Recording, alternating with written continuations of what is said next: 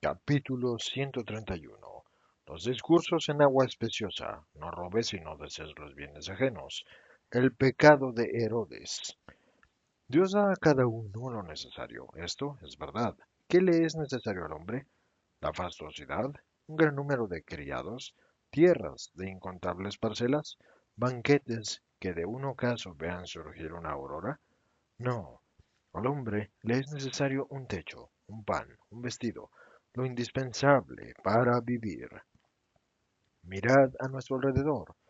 ¿Quiénes son los más alegres y los más sanos?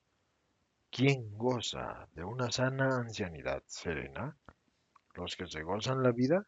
No, quienes honradamente viven y trabajan, y tienen deseos rectos. En ellos no hay veneno de lujuria, y permanecen fuertes, ni veneno de gula, y se conservan ágiles, ni de envidias, y están alegres.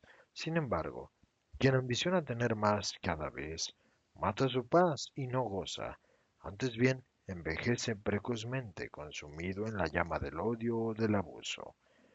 Podría unir el mandamiento de no robar al de no desear lo que a otros pertenece, porque efectivamente el excesivo deseo mueve al hurto, y entre lo uno y lo otro no media sino un pequeño paso.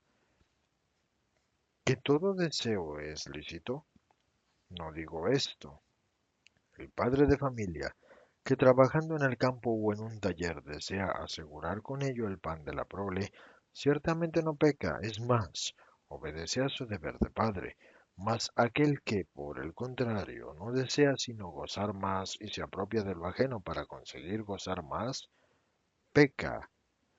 La envidia, porque es realmente el desear lo ajeno.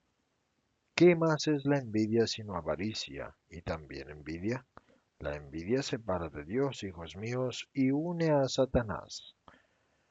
¿No creéis que el primero que deseó lo ajeno fue Lucifer? Era el más hermoso de los arcángeles, gozaba de Dios. Debería haberse sentido contento de ello. En cambio, envidió a Dios y quiso ser el Dios, y vino a ser el demonio, el primer demonio. Segundo ejemplo. Adán y Eva habían recibido todo, gozaban del paraíso terrestre, gozaban de la amistad de Dios, vivían dichosos con los dones de la gracia que Dios les había dado. Deberían haberse conformado con esto, pero envidiaron de Dios su conocimiento del bien y del mal, y fueron expulsados del Edén, resultando proscritos y no gratos a Dios, los primeros pecadores. Tercer ejemplo. Caín tuvo envidia de Abel por su amistad con el Señor y fue el primer asesino. María, la hermana de Aarón y de Moisés, tuvo envidia de su hermano y fue la primera leprosa de la historia de Israel. Podría iros conduciendo a través de toda la vida del pueblo de Dios y veríais que el deseo inmoderado hizo de quien lo tuvo un pecador y fue causa de castigo para el pueblo, porque los pecados de los particulares se acumulan y provocan los castigos de las naciones, de la misma forma que unos granos y otros de arena, acumulados durante siglos y siglos, provocan los desprendimientos de la tierra que sepultan centros habitados y a quienes en ellos viven. Frecuentemente os he puesto a los niños como ejemplo porque son sencillos y confiados. Hoy os digo, imitad a los pájaros en su libertad respecto a los deseos. Mirad, es invierno, poca comida. En los pomares no tienen más que la poca comida que se les da. ¿Se preocupan acaso de acumularla durante el verano? No, sino que confían en el Señor y saben que siempre podrán hacerse con un pequeño gusanito, o un grano, o una miguita, o una araña, o una mosquita posada sobre el agua para su buche. Saben que no les faltará una chimenea caliente o una vedija de lana para refugiarse durante el invierno. Como saben que, llegando el tiempo en que se les sea necesario disponer de heno para sus nidos y de la mayor cantidad de alimento para la prole, habrá heno fragante en los prados y jugoso alimento en los árboles frutales y en los surcos, y habrá riqueza de insectos en el aire y en la tierra, y cantan levemente gracias, Creador, por cuanto nos das y por cuanto nos darás. preparados ya a entonar a pleno pulmón cantos de alabanza, cuando llegada la época del celo, gocen de la esposa y se vean multiplicados en la prole.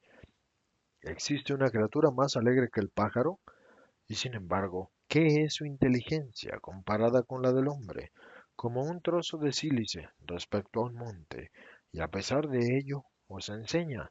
En verdad os digo que posee la alegría del pájaro el que vive sin un deseo impuro.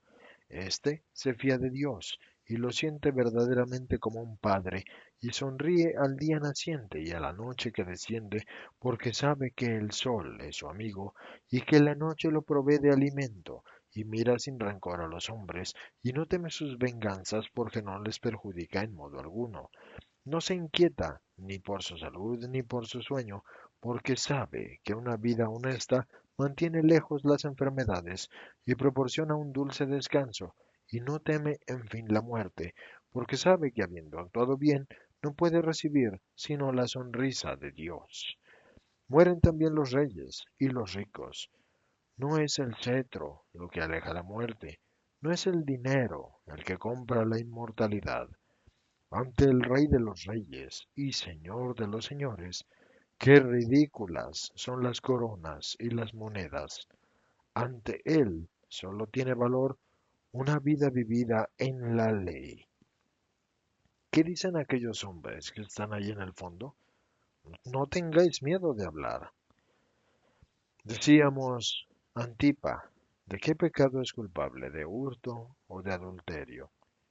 No quisiera que mirarais a los demás, sino a vuestros corazones. Os digo, no obstante, que Antipa es culpable de idolatría, por adorar a la carne más que a Dios. Es culpable de adulterio y de hurto y de deseos ilícitos, y pronto de homicidio. ¿Lo salvarás tú, el Salvador? Yo salvaré a los que se arrepientan y vuelvan a Dios. Los impenitentes no tendrán redención. Has dicho que es ladrón, que ha robado la mujer a su hermano. El hurto no es solo de dinero. Hurto es también quitar el honor a un hombre, la virginidad a una joven, la mujer a su marido, de la misma forma que lo es el quitarle un buey o fruto de los árboles al vecino, y el hurto agravado por la libidione o por el falso testimonio. Este se agrava con el adulterio, o con la fornicación, o con la mentira. Y una mujer que se prostituye, ¿qué pecado comete? Si está casada, de adulterio y de hurto respecto al marido, si es núbil, de impureza y de hurto respecto a sí misma, hurto a sí misma, pero si está dando algo que es suyo. No, nuestro cuerpo lo ha creado Dios para ser templo del alma, que es el templo de Dios y por tanto debe ser conservado honesto. Si no, el alma se ve despojada de la amistad con Dios y de la vida eterna. Entonces una meretriz ya no puede pertenecer sino a Satanás. Todo pecado es prostitución con Satanás. El pecador, como no la prostituta, se da a Satanás por amores ilícitos, esperando sucias ganancias de ello. Grande, grandísimo es el pecado de la prostitución que hace a quien lo comete semejante a un animal inmundo.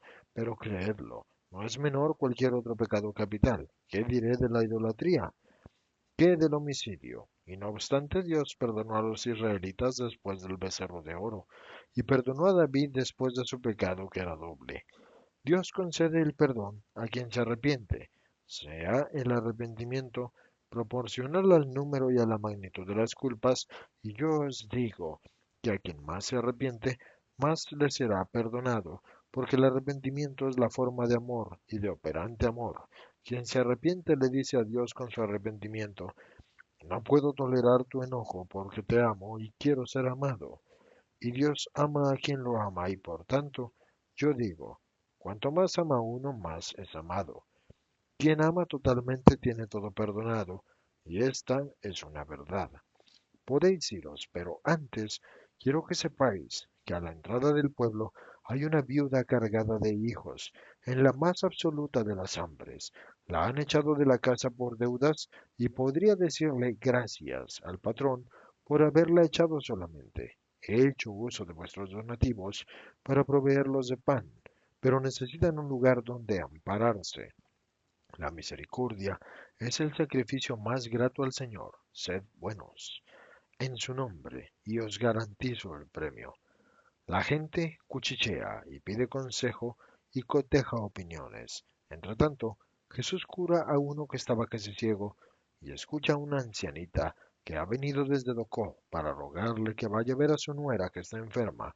Una larga historia de lágrimas y todo termina.